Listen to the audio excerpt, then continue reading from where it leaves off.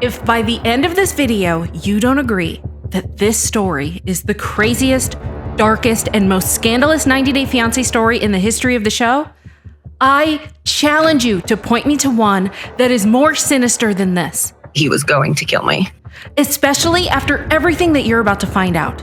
All of the twists, all of the turns, all of the lies, and all of the scandals, which span back decades. He is an extreme danger to society. 90 Day Fiancé's Geoffrey Paschel's attractive appearance and his friendly southern drawl and his seemingly vulnerable boy next door charm was a total package that was too good to be true. Artful and skilled liar, and he believes he's going to get away with it. And viewers initially pegged the couple, Geoffrey and Varya, as the season favorites, but that was short-lived because this whole act was a facade, and when the mask finally slipped for the world to see, chaos ensued. They're not over the damage that caused. Now, Geoffrey is the quintessential wolf in sheep's clothing because looks can be deceiving. At first glance, one would not immediately assume that looking at Geoffrey is looking at a career criminal who for decades used his superficial charm to manipulate and use the women in his life. The victims in those cases did not follow through. And by the end of this video, you are going to see just how deep his web of destruction goes. And the more that you find out, the more questions you are going to have. But don't worry, we're going to answer them all today.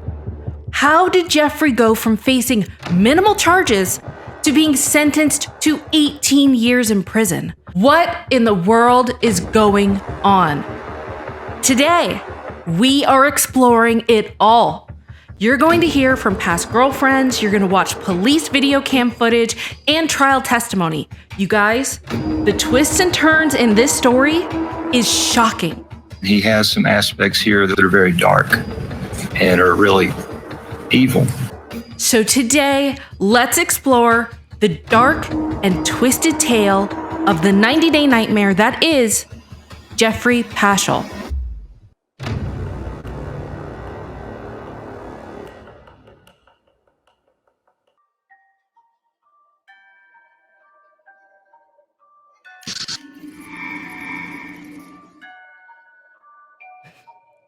Illusions and perspectives, when abused or mismanaged, can be extremely dangerous. But when used for good or for entertainment, let's take magicians for an example. They use their illusion to entertain, to make one smile, or to wonder. And magicians figured out the power of illusion a long time ago. They used their distractions to direct their audience's attention, even though they would perform their tricks in full view. And in their world, the world of magic, illusion is everything. And rightfully so. The customers know exactly what they're expecting, and they're getting exactly what they wanted and what they paid for. But where the danger lies in this illusion is when illusions are used to trick the innocent and the unassuming for nefarious purposes. It's been said in so many ways before that even when we know deception, if presented correctly, we still believe the illusion more. And Mark Twain said it best that it's easier to fool people than to convince them that they had been fooled. And oh, is Geoffrey Paschel the master of illusion. He has the illusion of being this wonderful father, an outstanding citizen, and this hopeless romantic just looking for his one true love.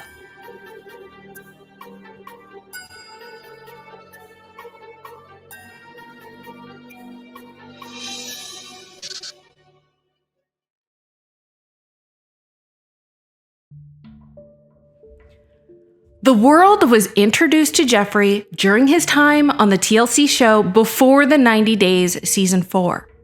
And Geoffrey was portrayed as this country hunk from Nashville, Tennessee, who was just unlucky in love and found the one day when he was online and this online dating site randomly popped up on his screen. And her name was Varia, this spunky girl with a bubbly personality who lived in Russia. Now on the show, Geoffrey was portrayed as this dutiful, single, devoted father who was in need of love, who made a few mistakes in his youth. Growing up, I was a bad boy, but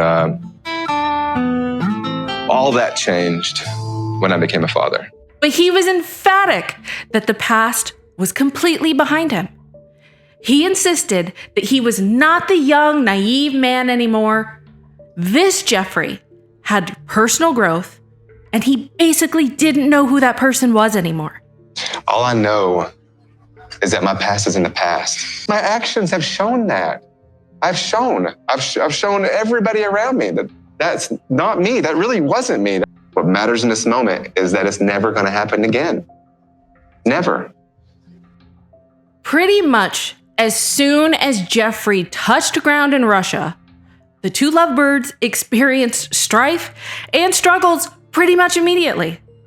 There were glimpses of Geoffrey's quick temper that were showcased on the show when he actually had the audacity to be pissed off at Varia for not being honest with him that she was speaking to another American while the two were talking. She said, I used to communicate with another American before I met you. And I didn't tell you about that.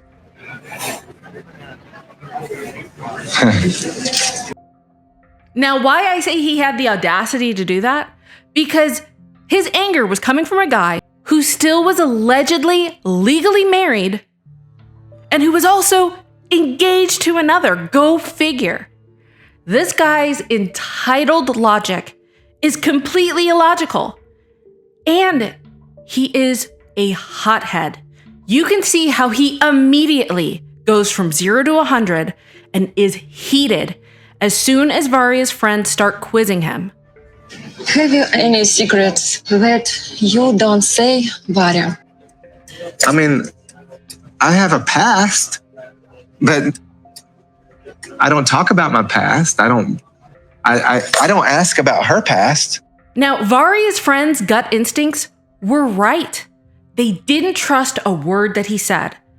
And so, in my opinion, in order for him to control the situation, he blew up, got in Varia's face, pointed his fingers at her, yelling, and stormed off. No, it's not funny. This is ridiculous. Man, you lied to me. I'm done. This is bull. And I want to make some very important notes. His behavior is already unacceptable enough. But could you imagine if that conversation had taken place behind closed doors with just him and Varia in the room? You have to remember that with him blowing up, this was in front of 4 of her friends who, by the way, usually you're on your best behavior when you're first trying to impress, someone that you like, friends and relatives. Your best behavior. And not to mention, there were a boatload of TLC camera guys and crew. So just keep that in mind when you think about how quickly this guy probably loses his temper behind closed doors when no one else is watching and when no one else can hold him accountable. You just want to come to America. No, nothing. Take it easy. So after that night of him acting like a complete buffoon, a few days later, he decides to have his own revelation where he tells Varia his own secret that he had been keeping from her. I went to prison.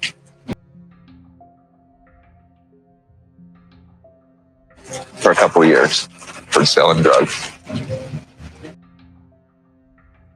Just remember, he blew up days prior for her keeping information that she was speaking to another man on the phone. Remember that. So Varia was obviously hurt, and they took some time apart to think things over. Until they met up to determine their fate, and it was during this time that Varia told Geoffrey that she would accept the fact that he was a former criminal.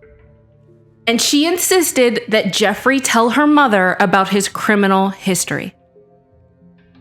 And funny enough, Geoffrey tried one last time to persuade Varya not to tell her family. How am I supposed to tell that to my mother? Do we really have to tell her? You sure you want your mom to know? Yeah, absolutely. But she insisted, and good for her. So the time comes for Geoffrey to bravely and courageously finally tell and reveal his huge, deep, dark secret. Remember, he wants to get it all out there. He wants to let Varya know everything about his past.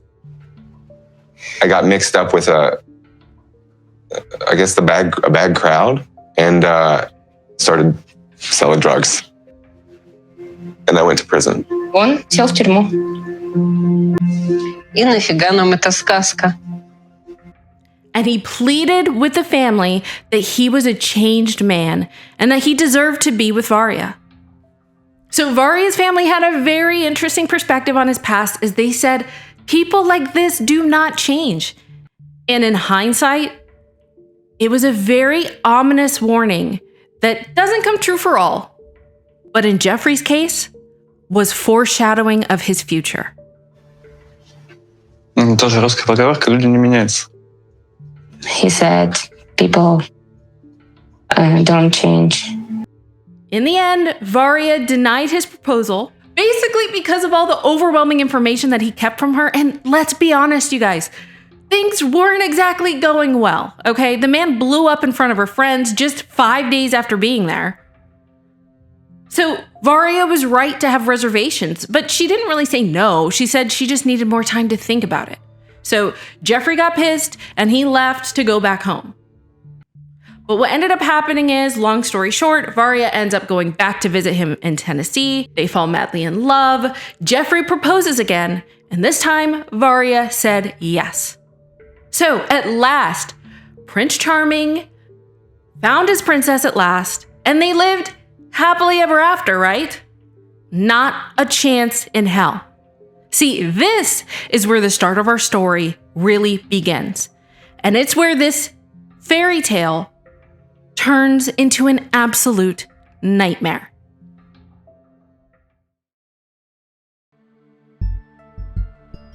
So a few weeks into the show's airing, and after it premiered for the world to see, people fell in love with the reformed and likable Geoffrey and his Russian girlfriend. I mean, who doesn't want to root for the underdog? And yeah, he did have a bad past selling drugs when he was young, but he's a changed man who deserves love and happiness, right? They were one of the show's favorite couples for a few weeks, but after a few episodes, there was bombshell information that was released to the public that finally lifted the veil and shattered the illusion that he had trying to fool everyone. For starters, during the filming of the show, Geoffrey was still legally married to a woman named Brittany. They actually met at an airport in Charlotte, North Carolina in 2014. Geoffrey at the time was 36, and Brittany was a 19-year-old Canadian citizen. And as with all of his other relationships, this one moved fast as well. And after 2 months of knowing each other, Brittany moved in with Geoffrey into his Tennessee home. By the following year, in January 2015, the two were married, and 2 months later, she gave birth to their son, Kaven. 2 years after that, she had another son named Kazem. They had a bitter custody debate in years following, as she wanted to return to Canada with the boys. And Brittany filed for divorce from Geoffrey in 2017, along with a restraining order. And one thing that is really hard to pinpoint is the amount of wives and girlfriends and children that this man has had. One thing you learn about Geoffrey is that as long as his lips are moving, lies are spewing out. And while on the show, he admits to having 4 children, one of his ex-girlfriends has alleged that he may have up to 12. But one of the most shocking allegations about his children comes from ex-wife number 2. Because according to court documents, during custody disputes about a child that he had with marriage number 2, came shocking allegations from the following court documents, which stated, "Mother has taken the position that father should not have co-parenting time with the party's son because he is a danger to the child due to his practice of selling opiate medication and historic involvement of his children as a cover or mule in his illegal activities." So, the mother of his child, his ex-wife, accused Geoffrey of using his children as drug mule covers. Now, these claims are absolutely outrageous, and if true, shows just how callous and dangerous he really is. And if that information is not shocking enough, it was discovered that right before he flew to meet Varya in Russia, right before, he was arrested the month prior, 1 month prior, and charged with aggravated kidnapping, domestic assault, interference of a 911 call, and vandalism. And you may be wondering, well, against who? Who did he do this to? To his legal wife? No. He did it to another woman that he was engaged to. I mean, I'm sure that there are dates and faces spinning around in your head like it is mine. And I remember thinking, how is this possible? Okay, this guy is married, but also engaged, but then 1 month prior has a domestic incident with his girlfriend Fiancé, but then he flies to see Varya less than a month later. Like, what the hell is going on? So don't worry, we're gonna go over the entire timeline of events in a second, but for now, can we just please take a look back at his time on the show? Because in hindsight, there are so many things now that have a different meaning from when we first watched it. So for starters, can you remember how Geoffrey mentioned he went to prison for past drug convictions? But that was all in his past. I started dealing drugs. I was eventually caught. I was sentenced to 30 months in prison. I'm not proud of my past. I'm not. But it is my past. Geoffrey, knowing damn well that weeks prior he had just been arrested and accused of heinous, violent crimes against his fiancée. And he has the audacity to get that upset with Varya that she withheld information from him? You've been dishonest with me. It's funny? Not funny. It's not funny. You lied to me. I'm done. This is bull. Remember when he was so willing and eager to tell Varya and her family everything about his past, and he was ready to just let them know the truth? I'm really worried that Varya will not accept me for who I am when she finds out everything about me. Because I have not been completely honest with Varya about my past. I can't even imagine what Varya's mom would have thought if she knew the absolute truth in that moment. Not half-truths, not one truth, the whole truth.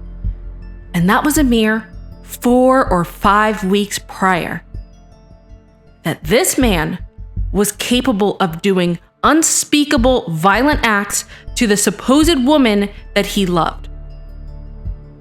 And now the proposal scene really makes my stomach turn, because here is this married man who is engaged to another woman proposing to another woman. And let's not forget the incident that just happened a few weeks ago. It's extremely important. And as I mentioned this before, you guys, fans were outraged about Geoffrey's shady past that was being leaked out. And this is all while the show is airing. Fans are contacting TLC, letter after letter, email after email, demanding that Geoffrey is pulled from the show, and at the very least banned from attending the tell-alls that usually happen at the end of these shows. And it usually provides updates on the couple, and they discuss their current relationship status. Now, on top of all this, you guys, it's important to know how much of a womanizer Geoffrey is. And it seems like every relationship he has had some type of infidelity. And it's apparent to me, and it's my belief, that he sees women and he uses women as objects. Now, he's done several interviews on a show called The Dominique Naughty Show on YouTube, and a lot of what he said on the show has been very revealing. During one of his interviews, he claimed that he has slept with over 500 women. do that. All right. How many females have you had sex with in your life? 500. You had sex with 500 women. Maybe a little more.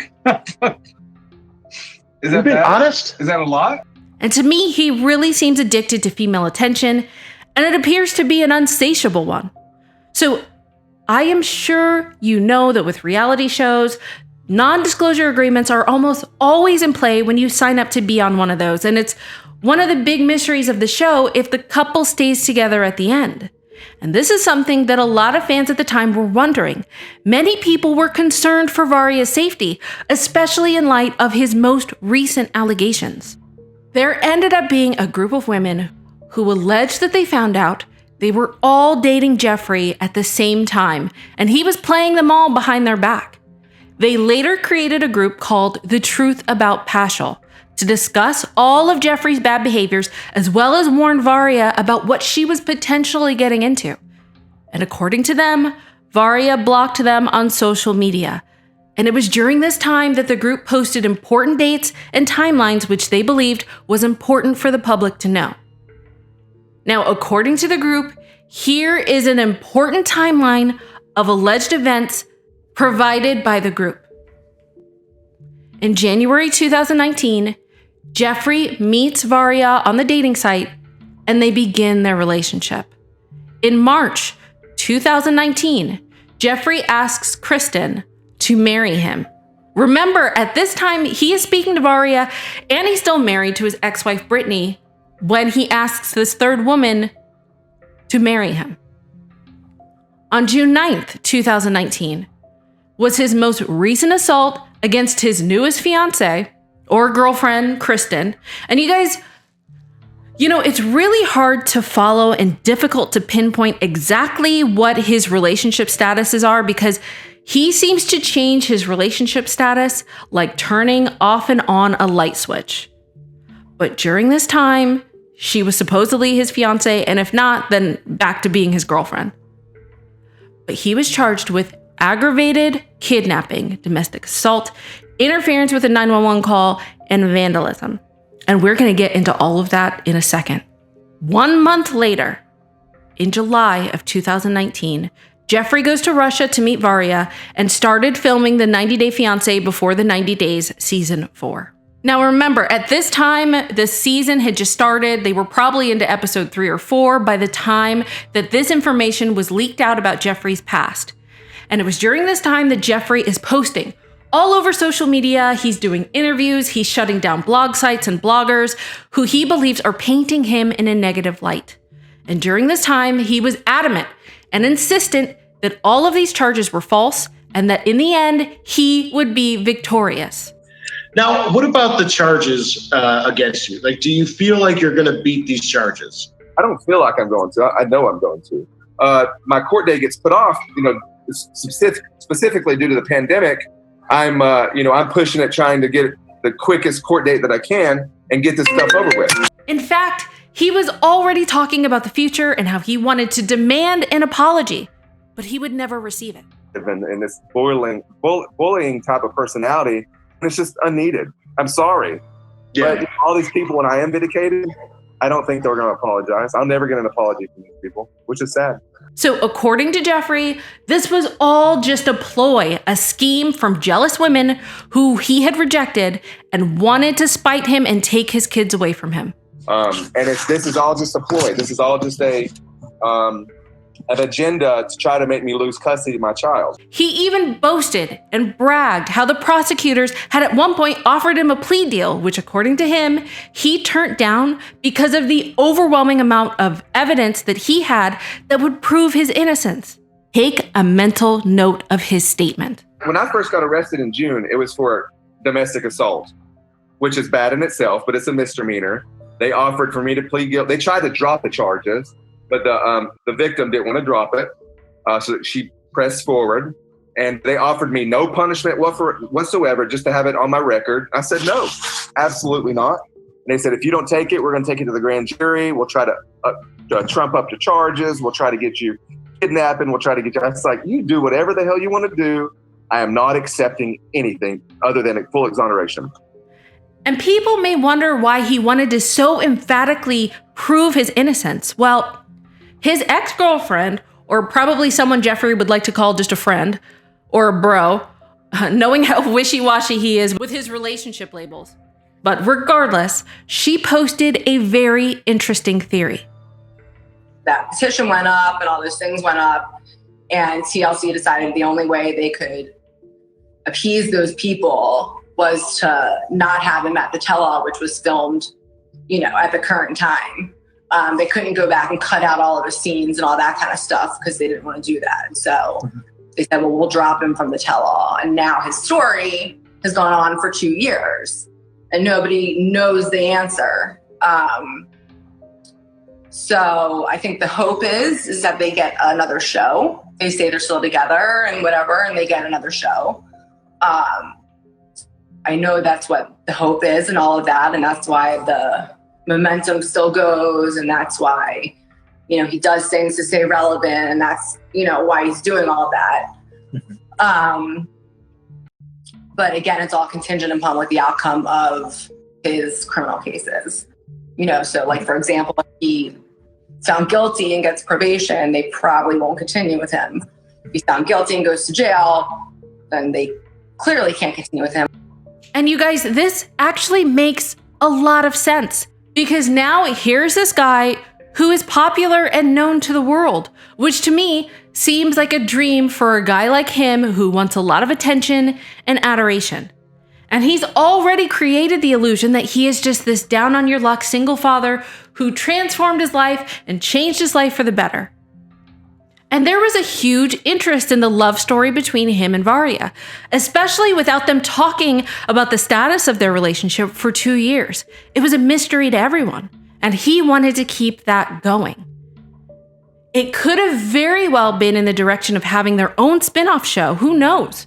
The possibilities were endless. And the only way that this could have happened for him to continue on and maybe have his own show was if he was completely and 100% found by the court and the jury of his peers to be found innocent on all charges.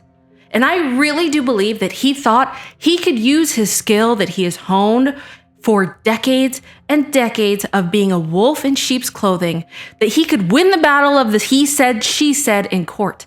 And I mean, you guys, it only takes one. He only has to convince one juror to have doubt in the case. And Geoffrey even pushed for the trial to be expedited because he wanted to get it over with and move on with his life. So I'm trying my best to push off or get this court date over with as fast as possible because I have everything I need to exonerate me. His contract, his TV series, growing his social media brand, he wanted this over. And within a few months, his case would head to trial. And if he could have only looked into the future, he probably should have taken his own advice. Right now, I think I'm failing myself in this whole situation. I'm failing myself. I should have been smarter than this.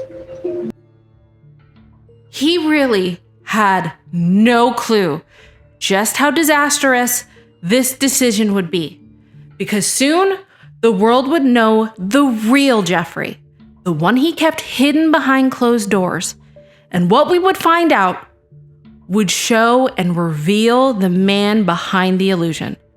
A man who had a dark, violent, controlling, and very unbelievably evil side.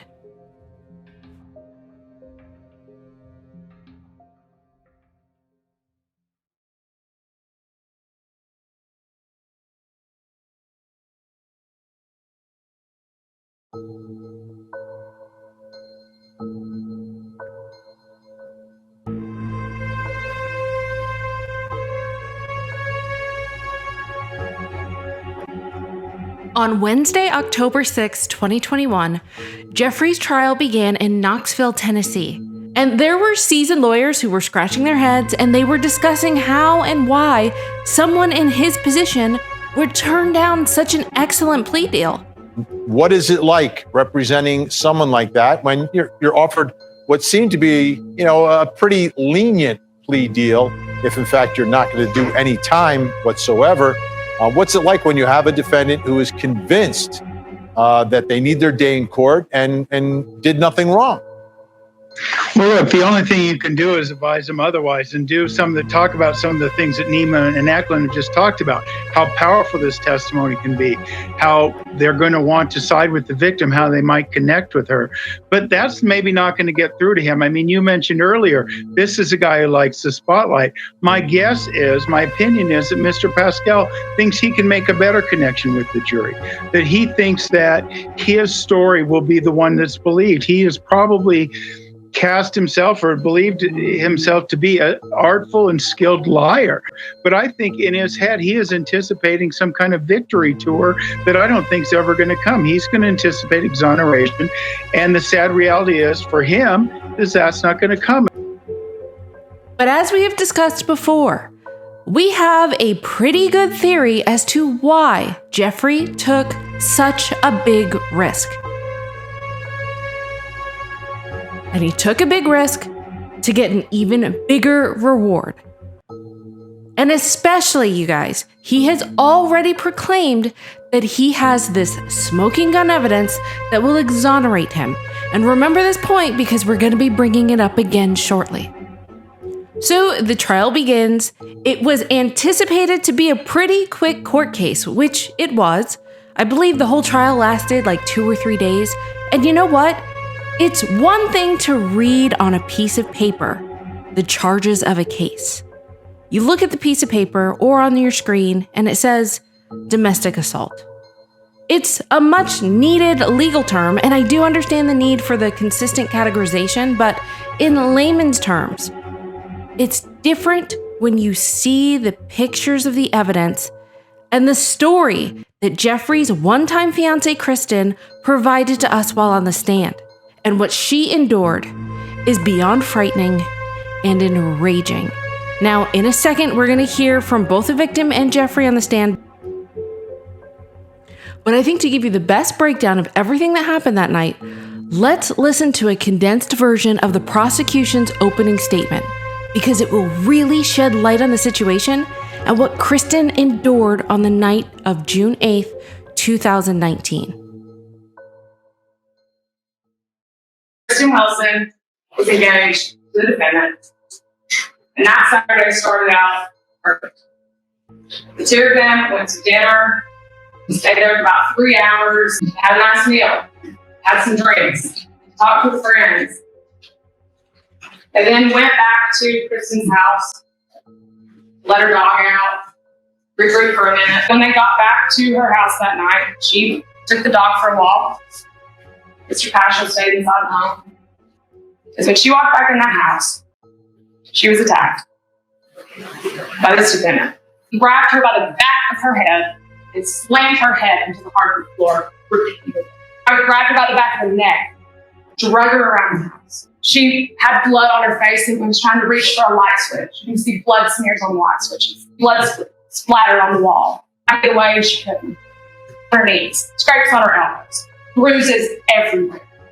Bruises on the back of her neck where he grabbed her when he was slamming her down. Now this happened for what seemed like forever. She blacked out multiple times. The defendant told her, go wash your face. After he took her phone and took her car keys, go wash your face. So she did. She was terrified. She just wanted it to stop. She went to wash her face, she washed all the blood off of it as she could. He said, go lay down. So she did. She went in her room. She laid down. He sat on the edge of the bed for about an hour to 2 hours while she lay there in fear of her life, with nowhere to go, no way to leave. He was going through her phone, deleting things. He synced up her phone to his account, his iCloud account, virtually deleted every trace of himself, disabled the screen. Then he tried to lay down. And after laying there for 2 hours, after being brutally beaten, she decided to take a chance in life. And she did it. She ran out of her house at 2 o'clock in the morning, barefoot, no phone, no keys, nothing. She ran over to her neighbor's house. She begged her to let her in. Miss Gooch calls 911. You're going to hear that Miss Wilson was so scared when she got to Miss Gooch's house, she hid behind cabinets. This was a chilling account given by her prosecutor. And Kristen also took to the stand to testify about her brutal injuries from that night. And what they showed in court was not only shocking, it was heartbreaking. The area of your head there, your forehead, is that, can you tell us how that injury was caused? That was him hitting the front of my head into the floors in front of the stairs. Is that another angle of that? Yes, it is.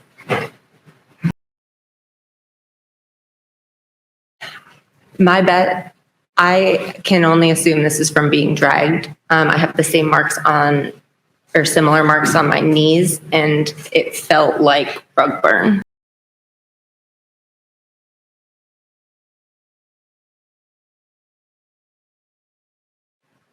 Yeah, and is that your back? Yes, it is. Do you recall how those came to be? Just being shoved into walls and furniture repeatedly. The injuries to your face, did they kind of evolve over the days following? Yes, they did. That's why they had forensics come back out and take pictures, because the bruising had kind of changed.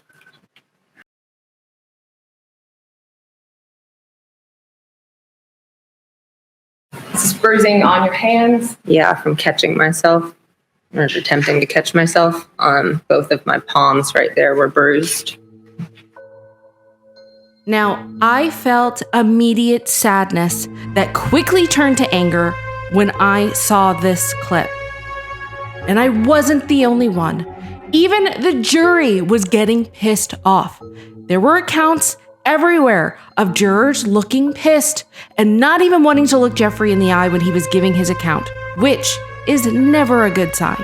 I just want to provide you with some information we just got from our field producer, Beth, that some of these jurors look to her to appear angry at what the defendant has been saying on the stand. He said such things as, quote, she tumbled out of the house, she bounced around the wall. Our producer in the courtroom believes that the jury is not buying him. Some male jurors were mad dogging him, according to our producer. But Beth has been looking at the jury, and she said at 11:30, so this was after the direct, after his lawyer got done with him, she said the jury looks attentive, but some look angry.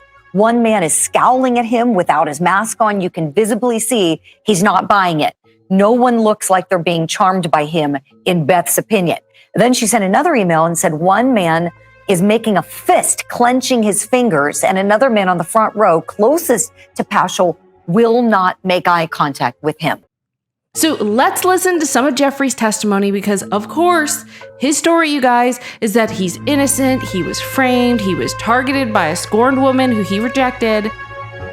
He claims that this woman was belligerently drunk as she ran out of the house like a raving lunatic and smacked her forehead right in the middle of a door frame.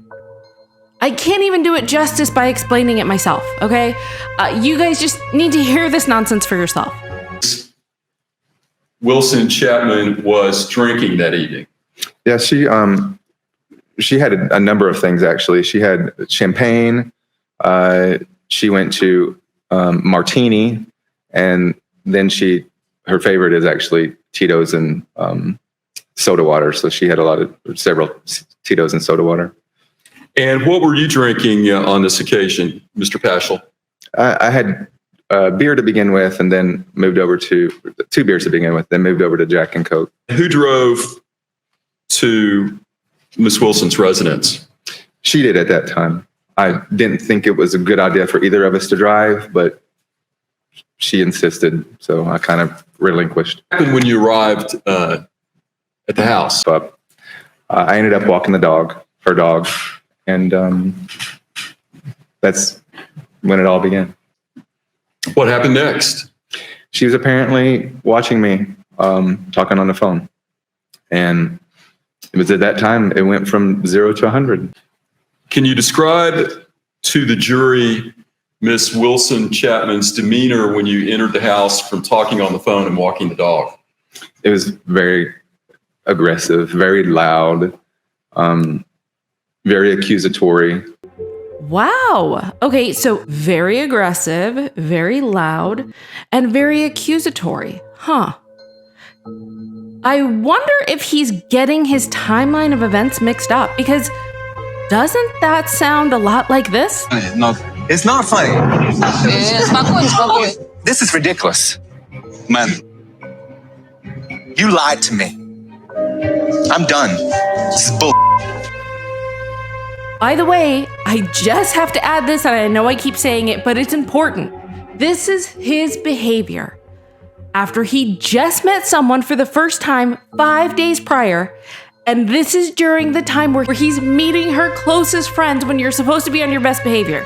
Okay? I know I've said it before, I know I've said it many times, but I need to keep saying it. This is insane. Okay? So let's continue, shall we? The arguing escalated. The physical contact really didn't, in a sense that, I kept pushing her away. It was the argument where, kind of enough is enough. I don't want to do this anymore. She, prior to that, she was screaming and carrying on throughout the house. But at that point, I went to go leave. She attempted to grab my keys. Well, she did grab my keys and tried to bolt out the door. And as she went to bolt out the door, this being a door, the door opened, she ran smack into the door, side of the door, as she ran out.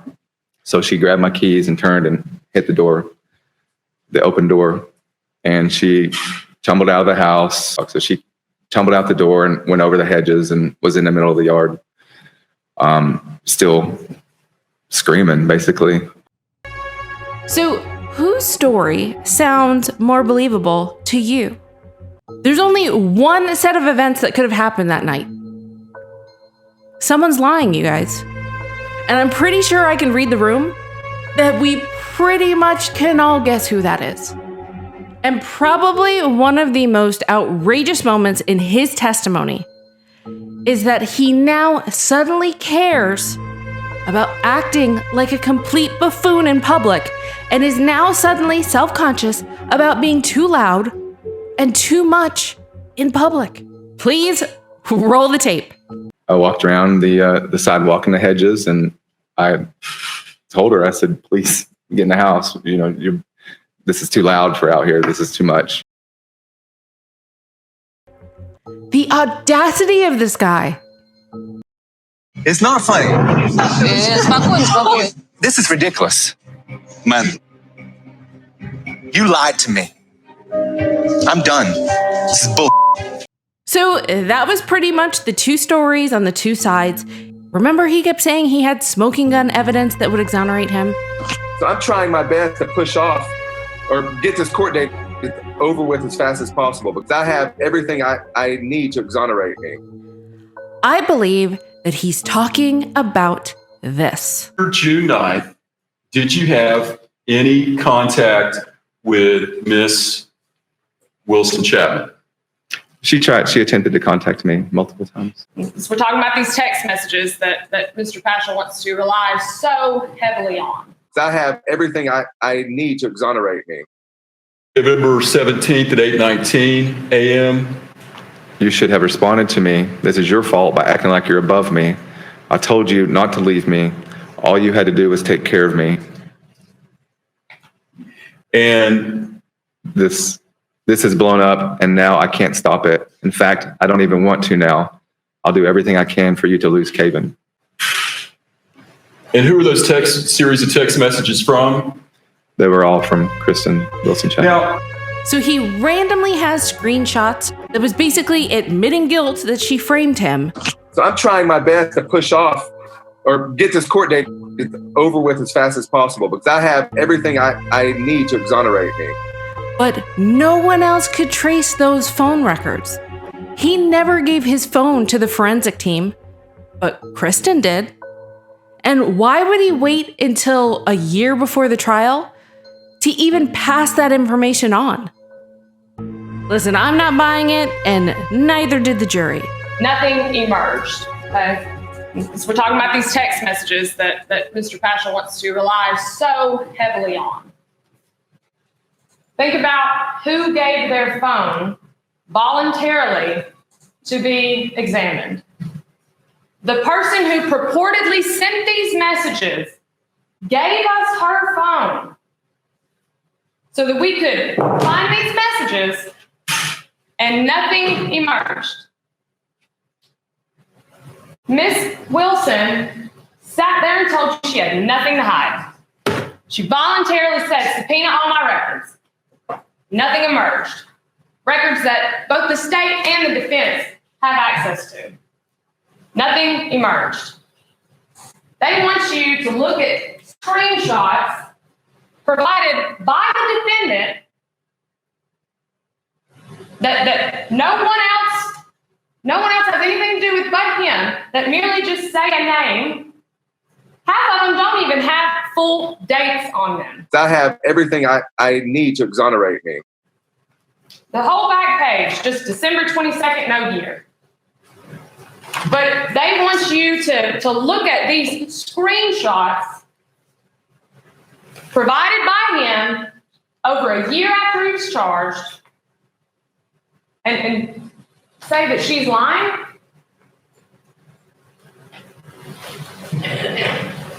Nothing emerged from her records. Each side rested their case, and it took the jury 2 hours to come back with their verdict. Jury found the defendant, Geoffrey Ian Paschel, guilty of aggravated kidnapping. And as to count 2, how does the jury find? We, the jury, find the defendant, Geoffrey Ian Paschel, guilty of domestic violence. And as to count 3, how does the jury find? We, the jury, find the defendant, Geoffrey Ian Paschel, guilty of interference with emergency call. Thank you. Please be seated, everyone. If you please pass those verdict forms to the court officer. If that is the verdict of each and every juror, would you please signify by raising your right hand? And with that, Geoffrey was whisked away.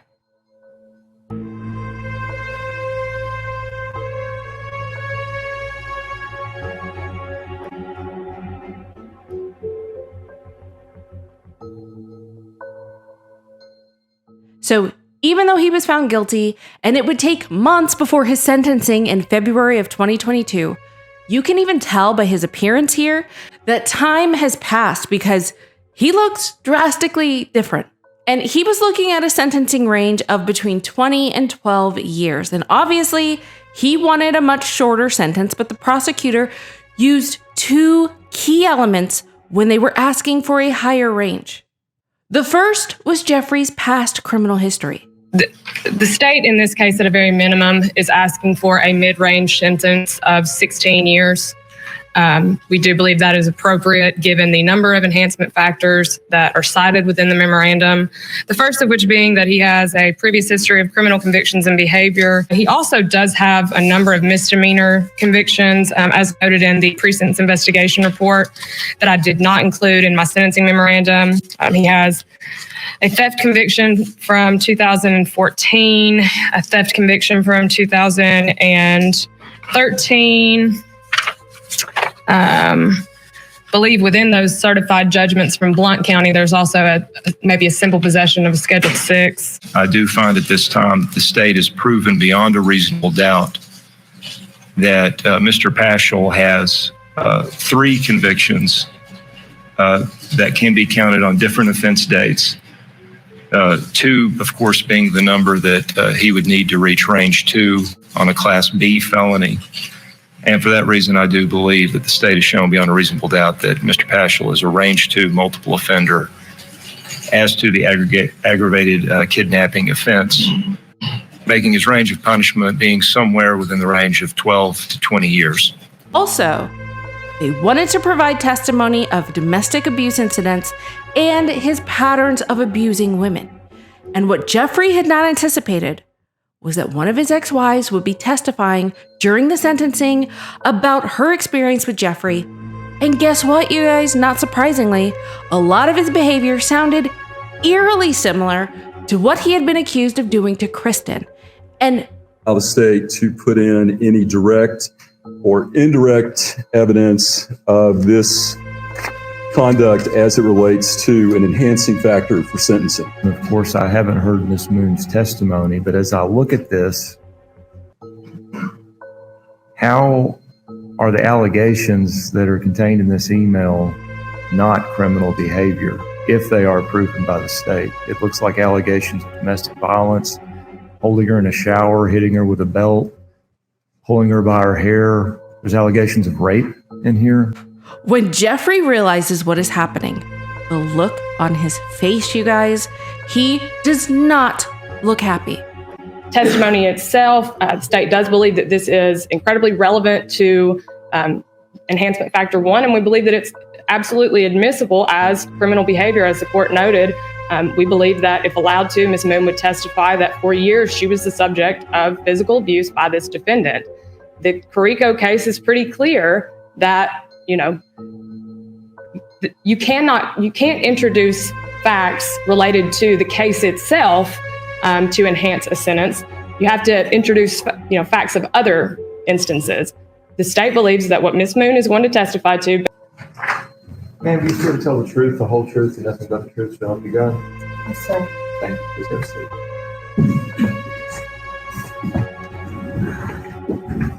Can you state your name for the court reporter? Allison Moon. Ms. Moon, do you know Geoffrey Paschel? Yes, I do. And how do you know him? I know him because I was previously married to him. When were the two of you married? What were the years? We were married I met Mr. Paschel in 2006, late 2006, and shortly after that we got married, and we were married until mid 2013. Do the two of you have any children together? Yes. And how many? We had one. Okay. And how old is it boy, girl? It's a boy. His name is Crusoe, and he is 10. I want to talk to you specifically about some things that happened during your marriage to Mr. Paschel. At any point during your marriage, was there physical abuse? Yes, there was. Can you tell us about the first time that there was physical abuse? Yes, 4 months after we were married, we were having a conversation, and it was not long into our marriage, I began to question his fidelity and whether he was maintaining loyalty and being honest with me about things. And so when I brought it to his attention, he would often get defensive and start to make me think that what I was saying was wrong, or that I was crazy for thinking so. And the first time I had said something, and it just immediately snapped, like no warning. He jumped on me and held me to the ground, but had his hand over my mouth, just squeezing it like, hey, stop talking, basically. And after that first time, he was extremely apologetic and promised it would never happen again. Did you ever call the police during any of these instances? I did one time. Okay, can you tell us about that? So there was a time in our marriage where we were separated. I lived in Florida to go and get my master's, and he showed up unannounced one night. And this was during a period where things weren't going well in our relationship, since it was a roller coaster throughout our whole marriage. He showed up unannounced and walked in through my back door at my parents' house. And I was startled because I wasn't expecting him. So the first thing I did was hid my phone, because the typical pattern is he'd take my phone so I wouldn't have means to contact anybody. And when I came back, I found him in the kitchen, and he got close to me and was talking to me and trying to smooth talk me. And then before I knew it, I had been backed into my bedroom. And I remember him forcing me onto my bed, and he started touching my private areas and telling me we're going to have sex. And I didn't want it. I was telling him no. And I was able to wiggle free. I ran out of the back of my house, knocked on my neighbor's door, rang the doorbell several times. And he had come out of my house and left. And I went inside and locked all the doors and called 911. And so you actually did make a police report at that time? Absolutely, yes. And you described all of these events? I did make a police report, but I didn't follow through with charges because I was so afraid of what he would do if he would come back and do worse, or he was unpredictable. In the end, the prosecutor recommended a sentence of 16 years because he was a danger to society and that he was incapable of rehabilitation. This is an individual who, for the last 15 years at least, has tormented the women in his life, has verbally assaulted them, has mentally abused them and controlled them, and has physically assaulted them. Ms. Wilson testified that she can't even walk her dogs down the street anymore, and she has good reason for that. These women, we make a lot to do in these cases about the fact that the women stay, but these women stay because of exactly why they said they did, because he controlled every aspect of their life, and he's done this for the better part of his life. We do believe that he is an extreme danger to society. He's a danger to, obviously, the women that he chooses to bring into his life. He has a very high lack of potential for rehabilitation. As we saw from the witness stand, you know, he is still blaming this entire thing on her. And even after conviction, he's directing his family to take his kids to her house, giving them her address and saying, take my kids there, and ask her to testify, you know, for me at sentencing, to say that I've learned my lesson. He's taken absolutely no responsibility for this. And I understand, in the state, again, we understand that because he did plead not guilty. But we do not believe that he was truthful when he testified at the trial. And the jury also apparently did not believe that these injuries were sustained from falling into a door.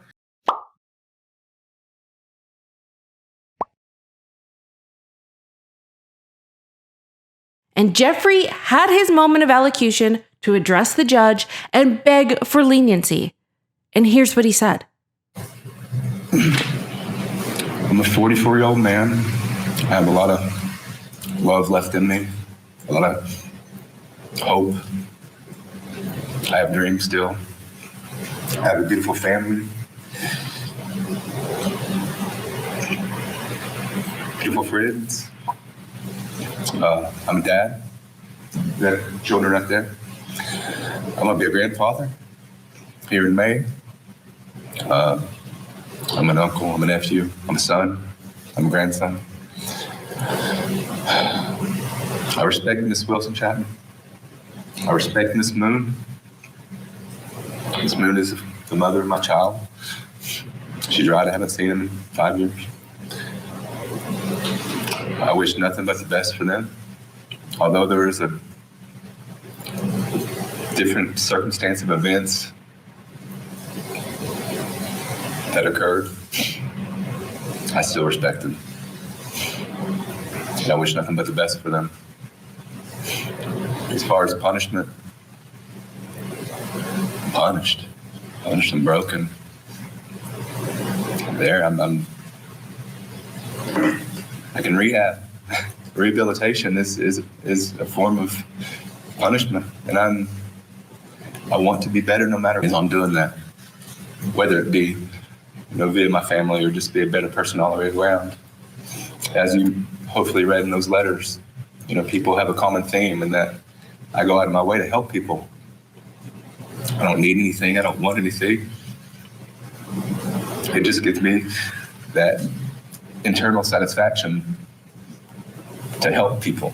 You know, that's my reward. So I ask that you have mercy on me.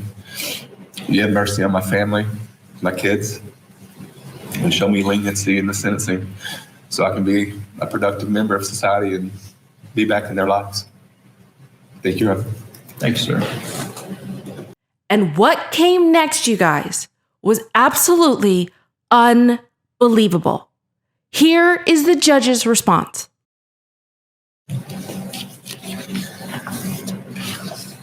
Court is called upon to impose a sentence here that is consistent with the purposes and principles of the Tennessee Sentencing Reform Act. And there are mandatory considerations that I must look at when imposing this sentence as set forth in 4035-210B. Of course, I've carefully considered the evidence from the sentencing hearing, which included the pre-sentencing report. I've listened carefully to the argument of counsel. Of course, I'm very familiar with the nature and characteristics of the criminal conduct of which Mr. Paschel has been convicted in this case. He is allocated, which I will consider. And I'm also considering the results of his validated risk and needs assessment as set forth in the PSI, indicating that he is a moderate risk with high needs in the mental health domain. Mr. Paschel, like every human being, has good aspects, and he has some aspects here that we have seen that have been exposed that are very dark and are really evil. I know that I ruled that the letters of support are not properly in the record. I stand by that ruling. But I'm not surprised that Mr. Paschel be able to convince friends, family, fellow citizens that he's a good guy, that he's an upstanding citizen. He's a handsome guy. He's charismatic. He has a job. He's also very image conscious. I'm not surprised at all that he projects an image outwardly to the world that he is this type of person. What we have seen here and what has been exposed in this trial is that what is going on behind closed doors is much different than the image that Mr. Paschel projects out to the rest of the world. As I've stated, this behavior towards these women is sick, it is sadistic, it goes beyond a desire to inflict physical harm on these women. It speaks of a deep psychological issue, I think, that Mr. Paschel has a desire to inflict as much emotional damage to these women as possible. The fact that he traveled to the state of Florida to sneak in the back door of Miss Moon's parents' home uninvited, engaged in aggressive sexual behavior following that intrusion. I think the record shows here that Mr. Paschel is manipulative, that he thinks, hey, just let me talk my way out of this. He thinks he can do that. I'm deeply concerned that he, after being found guilty, while in custody, was attempting to have a third party go see Ms. Chapman, again, unsolicited, at her home, in direct contravention of any order that this court has given him regarding contacting the victim in this case. And not only that, he was willing to use his children as a pawn in this illicit scheme to try to convince Ms. Chapman to come in here and speak on his behalf. That's disgusting, and he should be disgusted by that behavior. This court is. Mr. Paschel, sir, if you'd please stand. Geoffrey Ian Paschel in docket 116806, the jury having found you guilty in count 1 of aggravated kidnapping, a Class B felony. For the reasons stated, the court finds that the appropriate sentence in this case is 18 years to serve. You're a range 2 offender. This, of course, will be a 100% service rate. As to the misdemeanor counts in 2 and 3, the appropriate sentence in those will be 11 months, 29 days to serve. Those will run concurrently with the aggravated kidnapping in count 1. The pleas will be incorporated into the judgment, or pardon me, the jury's verdict will be incorporated into the judgment, and judgment will enter at this time. And with that, the illusion, the facade, was utterly and completely shattered for the entire world to see. And I think everyone in that courtroom, everyone that was watching across the world, knew and saw the real Geoffrey in that trial. Geoffrey was sentenced to serve 18 years without the possibility of parole. And now his attorney has filed an appeal. So we'll have to stay on top of what happens with that case, because I have a feeling this is not over and probably more is going to happen. But I really hope that the buck stops here and that this story remains and stays the most dark, outrageous, and heinous 90-Day Fiancé scandal that ever happens. Can we just hope for that? Let's not do anything else any more scandalous than this. Let's just keep it here. Let's keep it PG. Let's keep it moving. Let's hope it remains this way. And you guys already know we are not stopping here. Either click on one of the videos that you see on the screen or head to my channel, click on one of the various collections that I have so that we can continue binge watching and we can start our next adventure.